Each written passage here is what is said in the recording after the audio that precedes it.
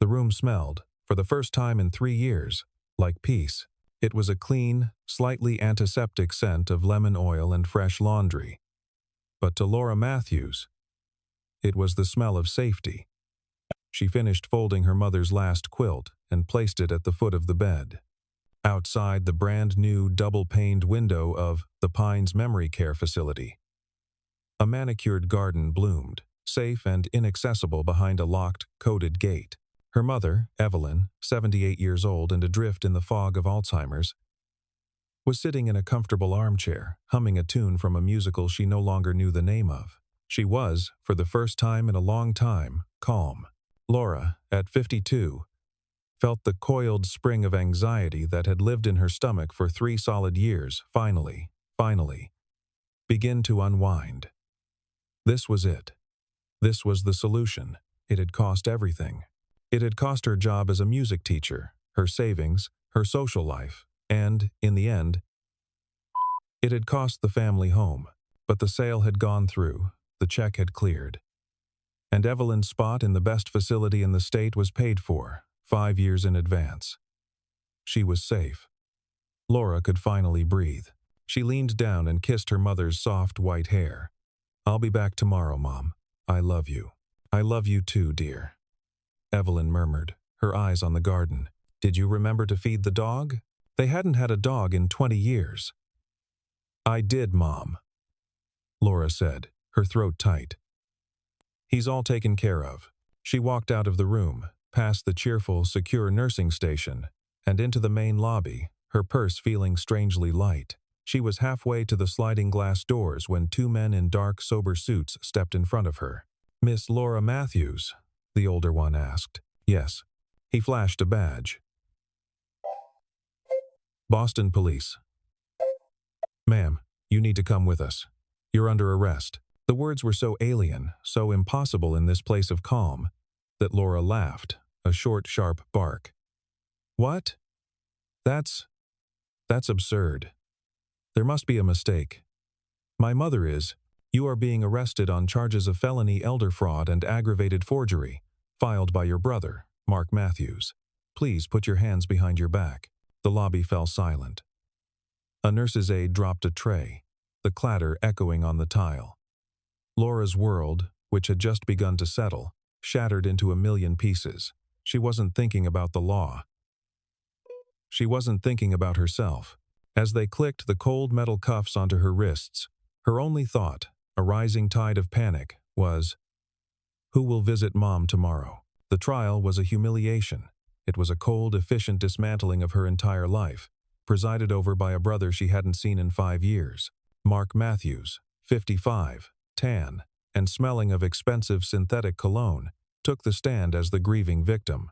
He had flown in from California, not for their mother's care, but for her assets. He wept. His tears were perfect, timed for the jury. I just, he choked, dabbing his eyes with a silk pocket square. "I tried to call. I tried to see her. But my sister, Laura, she blocked me.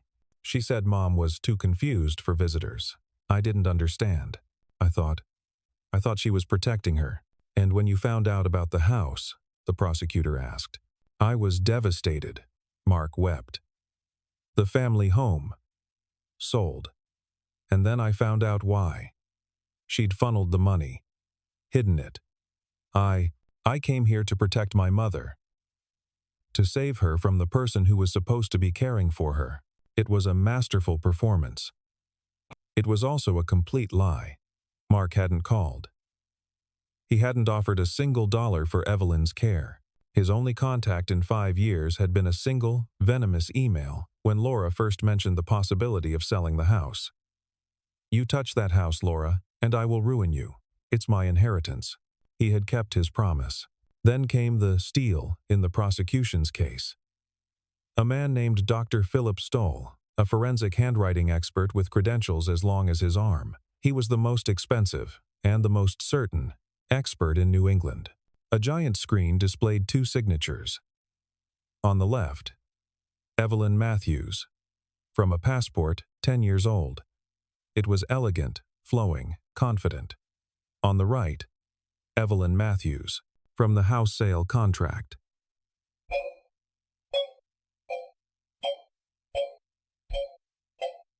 The E was cramped.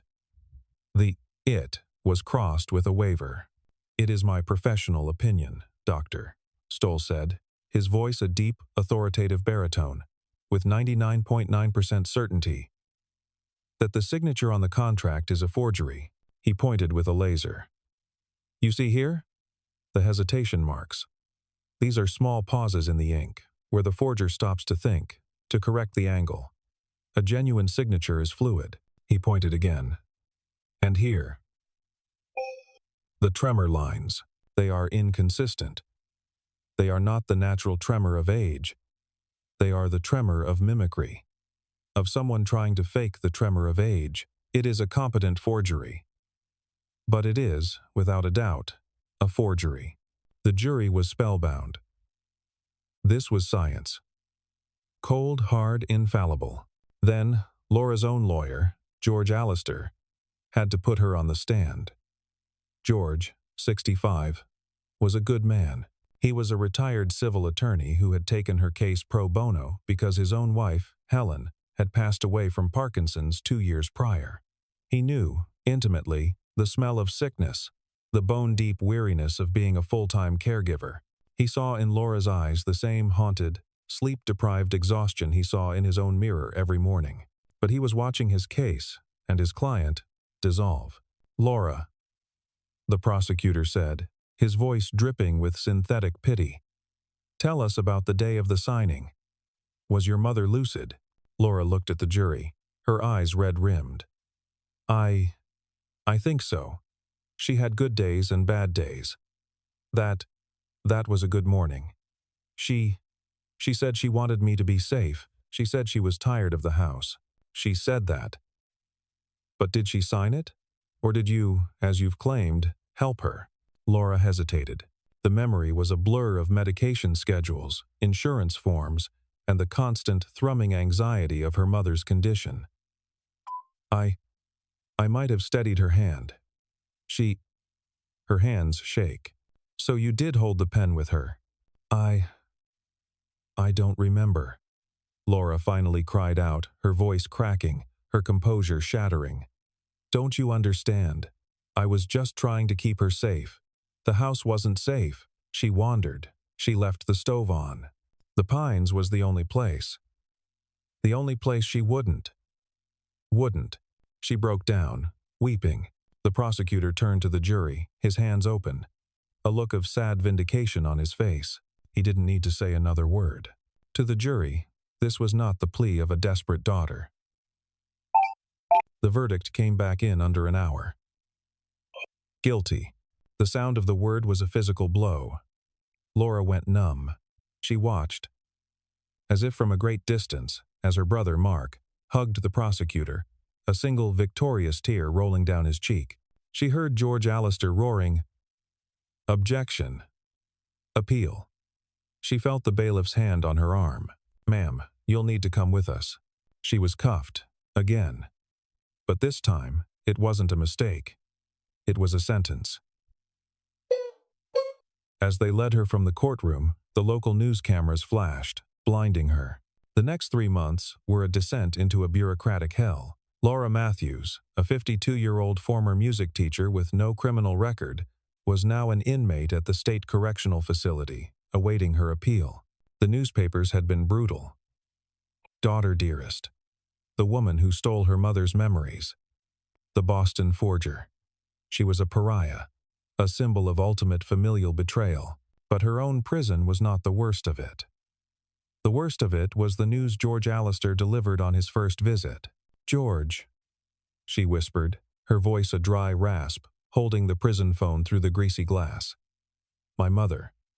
You checked on her?" "At the Pines." George Allister looked for the first time, truly defeated. His face was gray. "Laura. Mark. As soon as the verdict came in, he was granted power of attorney." "What? What did he do?" "He canceled the contract at the Pines, Laura." No, that's paid for. 5 years. I paid it. He argued the contract was fruit of a poisonous tree. He got a full refund on the deposit. Oh, God, Laura whispered, her hand flying to her mouth. The money. He took the money. But, Mom, where is she? Where did he put her? George took a deep breath. He moved her to the Southbridge State Nursing Home. It's a state-funded facility. Laura's eyes widened in horror. Southbridge. Every caregiver in the state knew Southbridge. It was the place of last resort. The one the state inspectors were always threatening to shut down. It was understaffed, underfunded, and smelled of despair. I went to see her, George said quietly, his voice full of a cold rage. To verify. It's not good, Laura. She's in a shared room. It's not clean. She seemed heavily medicated. He's letting her rot, Laura whispered, the words catching in her throat. He's killing her. All for the money. He's selling the house, isn't he? It's listed, an all-cash offer, George said. Laura finally broke. She didn't weep. She began to shake, a deep, silent, violent tremor. George, she said, her voice dropping to a terrifying dead calm. Forget the appeal. Forget me. Get her out of there. Please. George, I don't care what happens to me. Get my mother out of that place, please. George Alistair looked at the woman on the other side of the glass. He saw the same desperation he had felt when the doctors told him there was nothing more they could do for his own wife, Helen. He had been a corporate lawyer. He had spent his life fighting for contracts and clauses. He had failed his wife in 1,000 small ways. Too busy to sit. Too busy to just be. He looked at Laura. This was not a fight he could lose. This was not a case. This was a reckoning. No, Laura, he said, his voice hardening. The old, forgotten steel of a litigator returning. I'm going to do both. I'm going to get your appeal, and when I'm done, I'm going to get your mother. And then, I am going to bury your brother. George's first move was to file a motion to halt the sale of the house. Pending appeal, to retrieve his client's personal effects. The judge, likely out of pity, granted it. Mark, furious, was forced to delay his closing. George Alistair didn't know what he was looking for. A different account. A letter. Anything. The house was empty. Mark had already sold the furniture for quick cash. The rooms echoed with a hollow sadness. George, wearing a pair of gloves, walked through the bare, silent space. He went up to the attic. The one place the estate sale company hadn't bothered with. It was hot, dusty, and smelled of cedar and thyme. He found it in a trunk labeled E.M. Hobbies. It was not a diary. It was a stack of calligraphy notebooks. Evelyn, he remembered, had had beautiful handwriting. He opened the first book, and his heart stopped. The books were a secret, silent journal of her own decline. A logbook of her own mind, written in the only language she had left. The first book, dated summer 2021, showed page after page of perfect flowing signatures. Evelyn, Matthews. Evelyn, E. The second book, dated winter 2022, was different. The lines were still strong, but he saw them. The tiny, almost imperceptible hesitation marks that Dr. Stoll had mentioned. She was thinking about how to write her own name. The third book, from fall 2023, just 6 months ago, was a revelation. It was a battlefield, page after page of her name. But now, the tremor was there. The E was cramped. The tent was shaky. She was fighting her own hand. She would write, Evelyn, Evelyn, no, Evelyn, over and over, trying to reclaim the muscle memory her brain had stolen. George sat on the dusty floor, his hands shaking. My God, he whispered. It's not a forgery.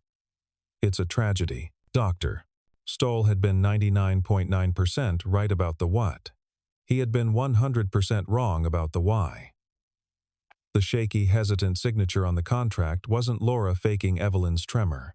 It was Evelyn.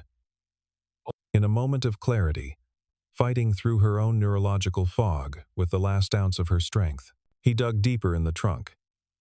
His hand brushed against something hard. A bulky, plastic and metal dinosaur. A JVC, high-8 video camera. Under it, a box of tapes, labeled in Evelyn's shaky hand. Summer, 23. Garden. And one, just one. With a single, scrawled word. Mark. George's heart was pounding. He took the camera and the tapes. He spent $50 at an antique electronics store on a converter and hooked the old camera up to his laptop. He clicked play on the tape labeled Mark. The screen was static, then a blurry shot of a carpet.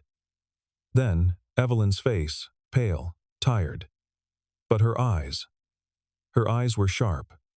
They were lucid. It was a good day. She was speaking to the camera, which Laura was clearly holding. Okay, is it on? Evelyn's voice was thin, but clear. It's on, Mom, Laura's voice answered, from off-screen. Good. Evelyn looked straight into the lens. A fierce, sudden anger in her eyes. Mark. If you are watching this, you. Oh. What was the word? You, vulture. Yes. You are a vulture. You haven't been here. You don't help. Laura does. Laura. Her eyes softened. My Laura. She's so tired. She needs help. Mom, just the papers. Laura said gently. I'm getting to it. Evelyn snapped, the old fire back. The house. It's my house. Not yours, Mark. Mine. And I am selling it. To pay for the nice place. The Pines. So Laura can sleep. So I am safe. The camera panned down. On the table was the sales contract. Okay, Mom, right here, Laura said. The world seemed to stop as George watched. The camera zoomed in, a shaky amateur close-up of Evelyn's hand holding a pen. He saw her knuckles, white. He saw her hand shake. He saw her stop the hesitation mark as she gathered her will.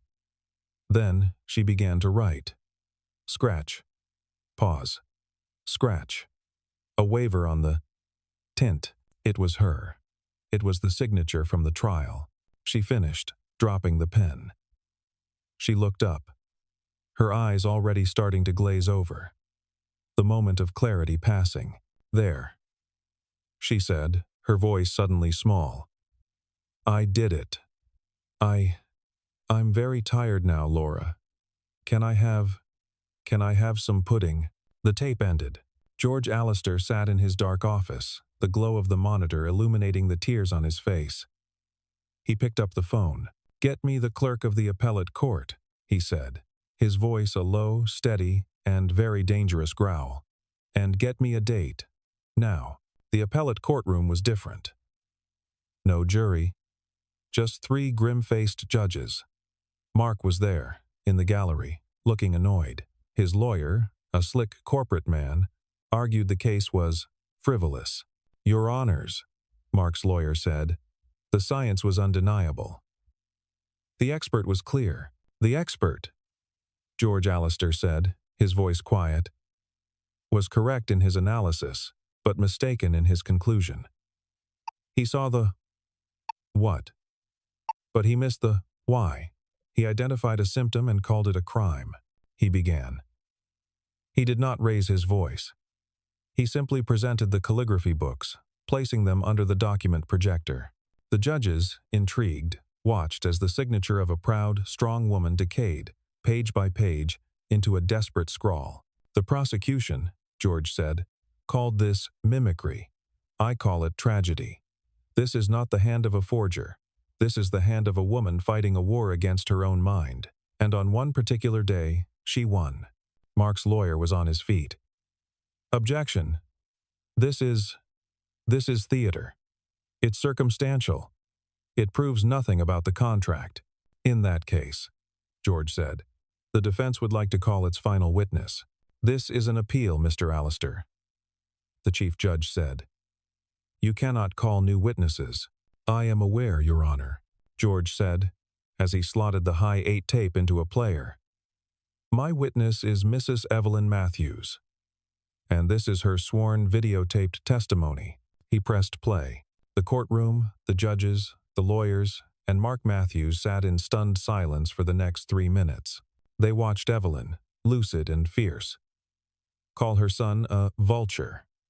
They watched her state her intent, and then they watched in breathless, close-up detail as her trembling hand created the forged signature. When the tape ended with Evelyn asking for pudding, a clerk in the back of the courtroom was audibly crying.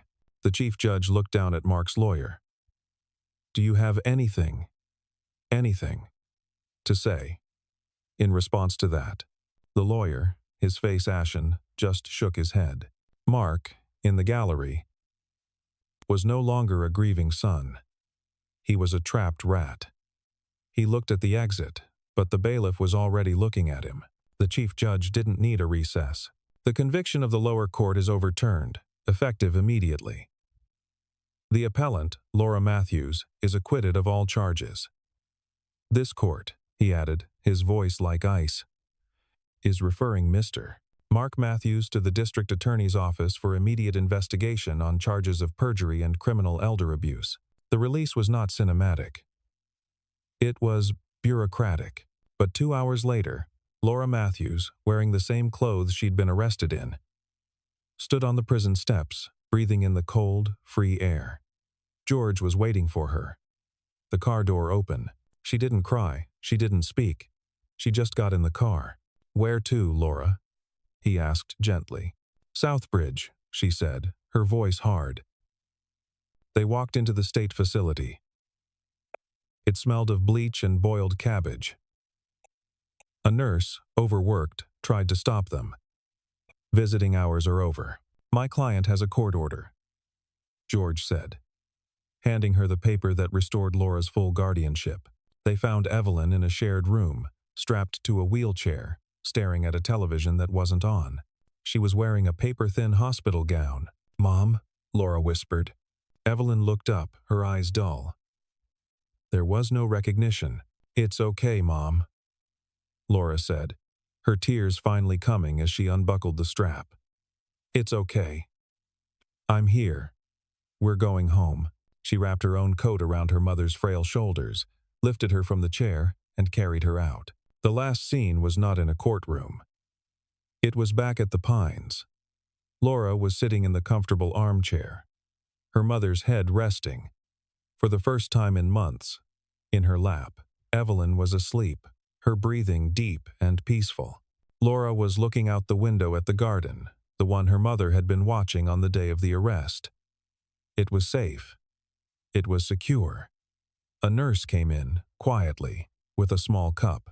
Pudding, dear, the nurse whispered. Laura looked down at her mother, sleeping, safe. She smiled, for the first time in a year. Yes, she said. Yes, she would like that very much. If you enjoyed the story, please subscribe to support the channel so we can create more videos. Thank you, everyone.